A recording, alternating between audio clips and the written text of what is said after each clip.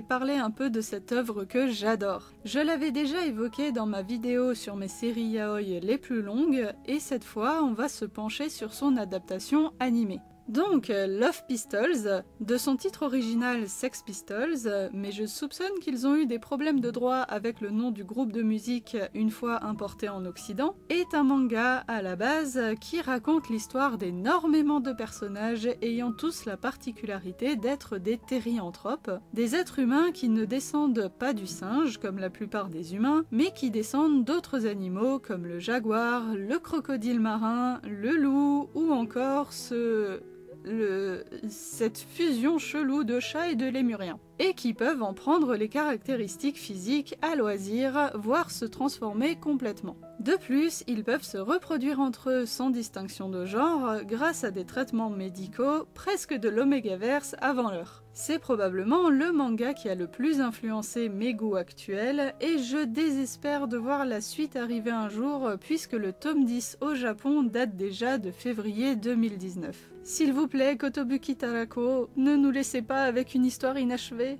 Enfin, les fans comme moi devraient déjà s'estimer heureux, on a quand même eu droit en 2010 à 2 OAV de 30 minutes, accompagnés de 2 mini-bonus, l'opening en version chibi, et une explication complète de ce que sont les thérianthropes. On va en parler un peu plus en détail.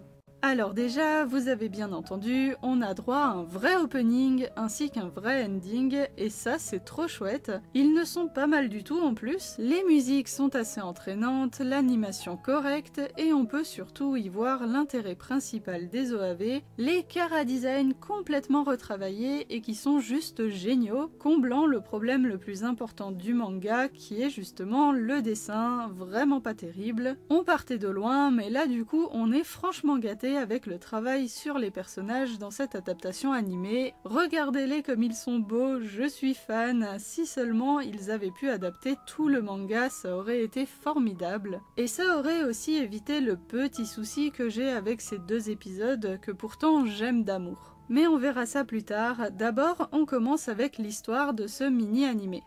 Il y a en tout 3 histoires distinctes imbriquées les unes dans les autres par l'intermédiaire des personnages qui se connaissent plus ou moins. En tant que fil rouge, on suit Tsuburaya Norio, un thérianthrope atavique, ce qui veut simplement dire qu'il descend d'une famille d'hommes-singes normaux, mais que parmi ses ancêtres, il y a un thérianthrope et que cette particularité a sauté des générations pour ne s'éveiller que chez lui. Et comme cet ancêtre était un chat, il est mi-singe, mi-chat, ce qui lui donne cette apparence un peu bizarre. Sa particularité s'est éveillée tardivement chez lui et il se retrouve à dépendre de l'aide des frères Madarame pour comprendre son nouvel univers, et ce ne sera pas de tout repos. Dans l'anime, il est déjà en couple avec Kunimasa, jaguar de son état, le plus jeune des frères Madarame, qui a quand même 1 an de plus que lui, qui est en première année de lycée. Il file le parfait amour à une exception près, c'est que dès qu'il ressent une émotion forte,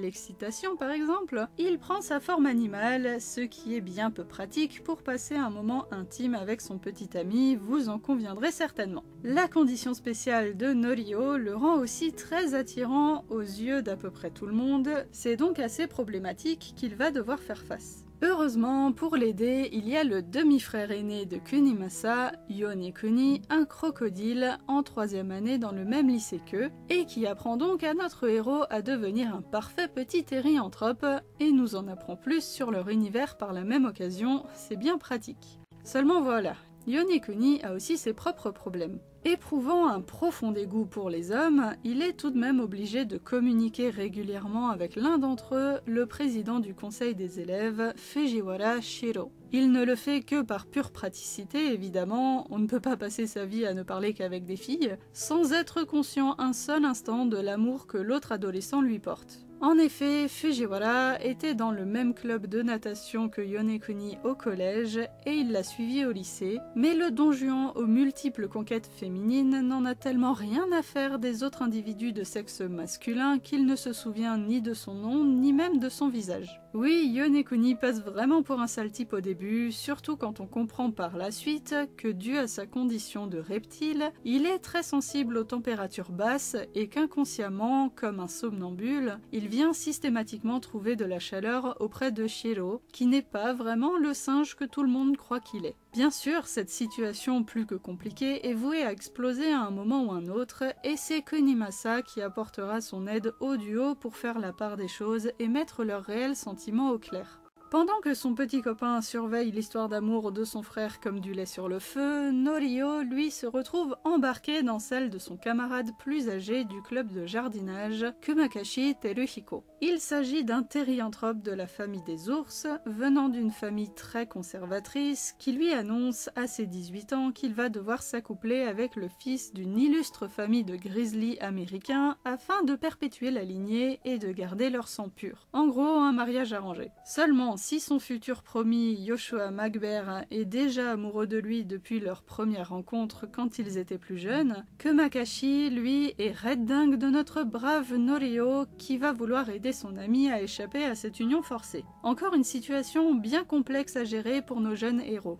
Comme vous pouvez le constater, on a droit à une assez large palette de personnages et de situations diverses qui sont tous connectés et c'est ça que j'adore dans cette série. J'ai aussi beaucoup de chance puisque mon couple favori, Yonekuni et Shiro, fait partie de cette adaptation, même si j'ai un peu de mal avec la voix que donne le seiyuu à Shiro. Le reste est vraiment bien, alors je pardonne le choix de casting que je n'apprécie pas de façon uniquement subjective, parce qu'objectivement, il fait très bien le taf comme tous les autres. Concernant l'adaptation du manga, comme je l'ai dit, je la trouve très bonne. L'humour est hyper bien retranscrit à l'image et au son, mais n'empiète jamais sur les moments qui doivent être plus romantiques ou sérieux. En tant que fan de l'œuvre originale, je n'ai absolument rien à redire. Par contre, j'ai à redire pour les spectateurs qui découvriraient les OAV avant le manga.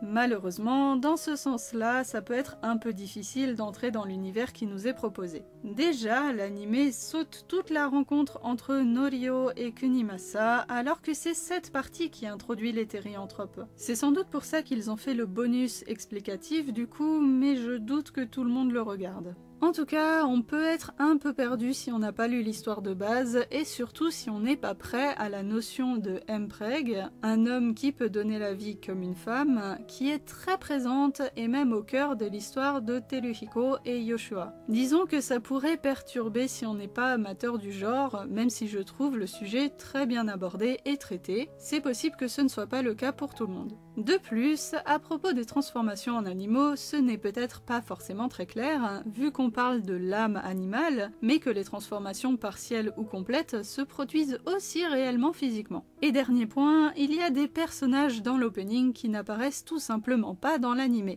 Il s'agit de Maximilian, David, Makio et Karen, qui sont aussi de la famille des frères Madarame. Donc, sans connaître le manga, on ne sait pas qui c'est, et c'est bien dommage vu leurs histoires.